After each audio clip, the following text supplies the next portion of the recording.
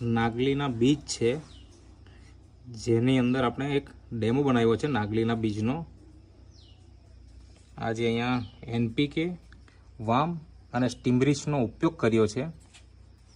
તો જોઈ શકો છો મિત્રો તમે, આ જે ટ્રે છે એની અંદર ઉપયોગ નથી કર્યો સ્ટીમરીચ, વામ અને NPKનો. અને આ જે બાજુમાં ટ્રે રાખી છે, અહીં આપણે સ્ટીમરીચ, વામ અને NPKનો ઉપયોગ કર્યો છે.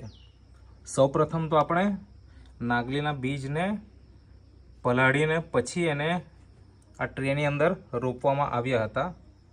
અને આ ટ્રેની અંદર નોર્મલ બી કે જેની અંદર કોઈ ટ્રીટમેન્ટ નથી કરી એવા બીજ નાખવામાં આવ્યા હતા. તો તફાવત તમે જોઈ શકો છો મિત્રો.